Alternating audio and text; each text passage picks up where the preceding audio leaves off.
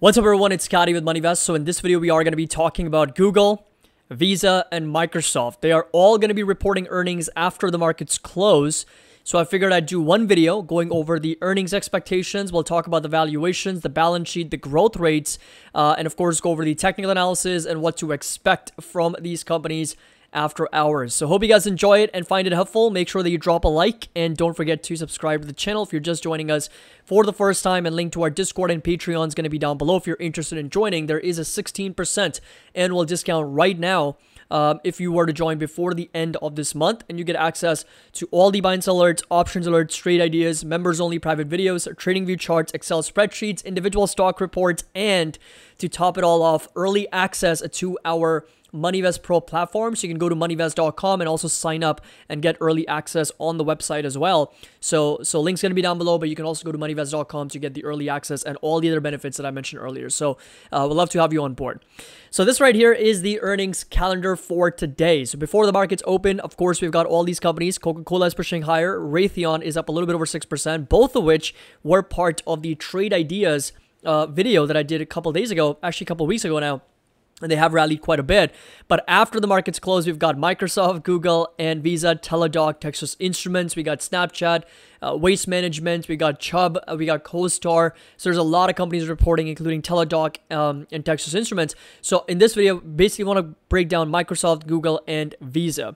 So let's just talk about Google first. And Google's earnings expectations are going to be sitting at just over $1.45. So that right there is going to be the EPS expectations with the revenues of just over $75 billion, right? And of course, we know that Google is very much dependent on advertising. Advertising spend and budgets have been coming down, but nonetheless, 26 upgrades in the last 90 days for Google. So that's pretty solid. And then when it comes to Microsoft, somewhat similar. So 19 upgrades in the last 90 days for Microsoft, with revenues expected at $54 billion. Of course, cloud, Microsoft Azure is going to be incredibly important, and some more color on the Activision Blizzard recent acquisition from Microsoft is going to be very important as well for investors. And $2.65 is going to be that EPS expectations going into these numbers today after the bell. And finally, we come over to Visa. Now, Visa has been one of the most profitable, one of the highest profit margin companies in the world, just considering how incredibly insane their gross margins are. 223, 224 is going to be that EPS expectations, with just over $8.5 billion in revenues and 13 upgrades in the last 90 days here for Visa. Now, when we put them side by side in terms of performance, you'll notice that Google is indeed the best performing stock among these three companies, up a little bit over 53%, which obviously is a little bit higher than Microsoft at over 37%, which both are significantly higher than Visa's 11.6% performance. So Visa definitely has struggled a little bit. It's actually underperformed the S&P 500, I think. So if you come over to SPX, I think S&P 500 is up more than 11% year to date. And as a result, actually, it's only up 9.4. So, I mean, of course, we've been selling off a little bit here for the market. So 9.4%. So Visa is still outperforming, but barely. But Microsoft and Google is definitely seeing a significant outperformance here.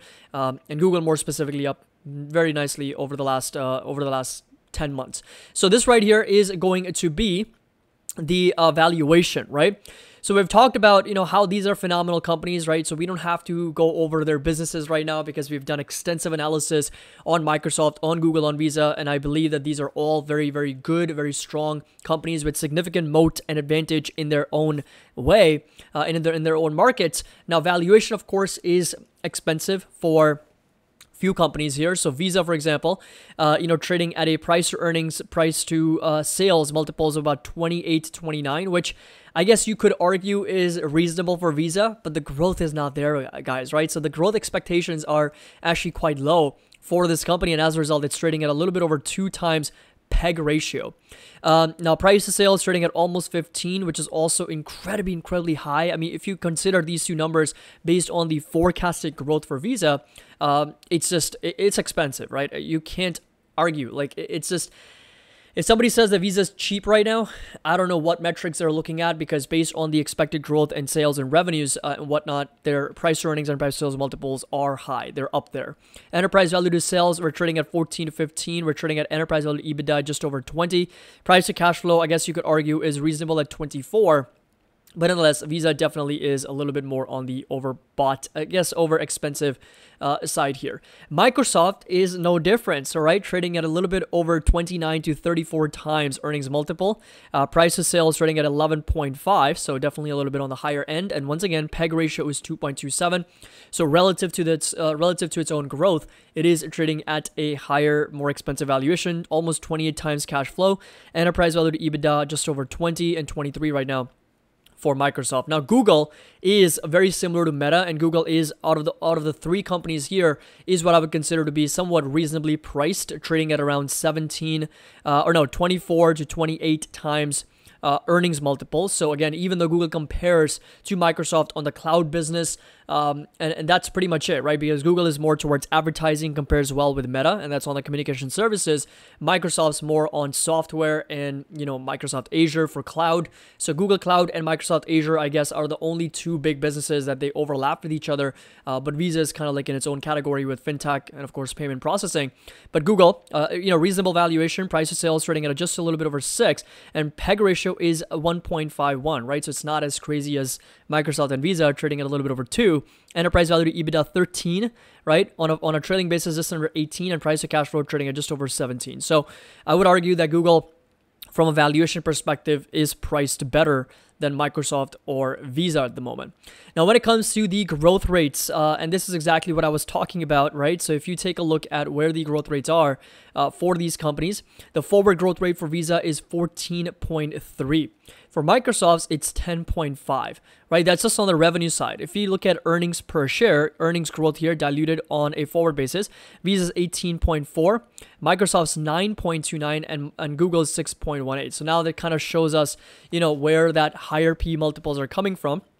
And even the revenue growth rate for Google is like 9.62%. So, of course, we go from high, mid to low, and Visa, of course, is the highest for valuation, but also has the highest growth rate. But again, relative to its own price earnings, price sales multiple, I would argue that's a little bit more on the expensive side, because even at an 18% growth rate for earnings, 30 times the multiple is a bit too high. And that's only on a forward basis, like next 12-month basis. When we're forecasting, we do our forecasting for the next 5 years, right? So when we take into that 5 years into account, then of course the price earnings multiple drops further down to closer to 20, right? 20, 22 levels is what would be a lot more appropriate. Now, Google here, 9.6%, 6% growth here expected over the next 1 year, which again is lower on the lower end, and that thereby deserves a lower P multiple, price sales multiple for the business as well. Very similar to what we have for Meta. Now, this right here is going to be profitability, something that we have already discussed, but Visa, without a doubt, wins, by a mile, because you've got very, very significant margins here, right? Return on assets, equity, and capital, very strong free cash flow margins, excellent net margins at over 50%. We got gross margins at over 97% for the business. And Microsoft isn't bad either, 34% in net income margins, 69% in, gross margins. And we got very nice free cash flow margin, return on assets, capital, and equity. And Google also has very, very fantastic numbers, right? So all of them obviously have incredible numbers. That's why they're some of the best companies in the world. Now, in terms of balance sheet, I would have to give the edge to Google. Google's probably got the best balance sheet out of all three here. And again, these are not comparisons. I'm just kind of covering all three in one video because they're all reporting after the bell. But Google here, negative $88 billion in net debt, negative net debt. So that's really good because they've got a lot of cash with little to no debt here. And Visa, unfortunately, does have a little bit more debt than cash on the balance sheet. And their current ratio, quick ratio, is also good at over 1. Google's even better at over 2. And Microsoft's good at a little bit over 1. And they also do have negative net debt at negative $31.8 billion. And we got debt to free cash flow at 1.7 for Google, which is the best. Microsoft's a little bit higher, 4.3. We look for this number under 3, and debt to free cash flow a little bit over 3. So Visa's kind of like on the borderline reasonable at the moment. Now, if you come over to the technical analysis, this is going to be for Visa, where you'll notice that we have really just been, very much back and forth. I mean, Visa can't make up its mind. It's just been higher, lower, higher, lower, higher, lower. It's just been consolidating and just been very, very range bound. But since October, the stock's up a little bit over 33%, but that is still, I would say, mediocre performance and very much in the higher high, higher low pattern.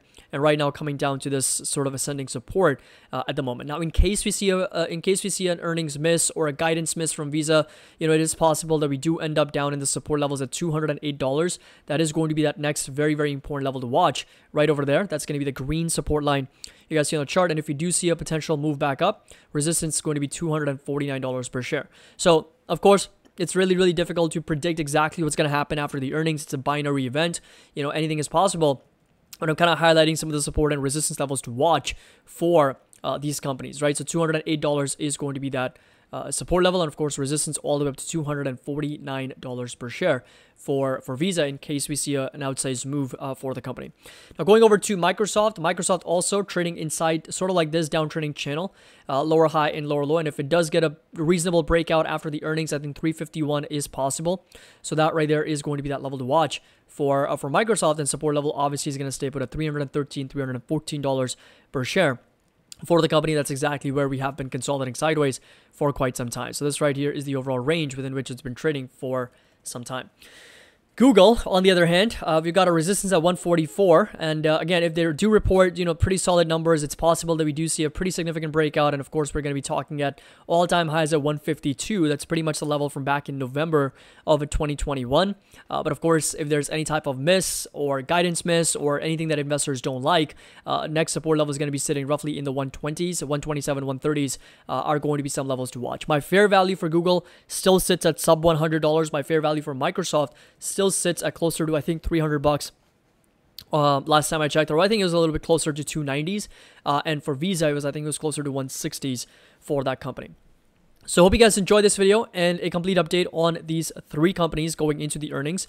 Let me know in the comment section below, what do you think? As always, if you enjoyed it, found it helpful, make sure that you drop a like. Don't forget to subscribe to the channel. And of course, link to our Discord and Patreon is going to be down below. That 16% annual discount is still available till the end of this month. And as always, happy investing. I'll see you all in the next video.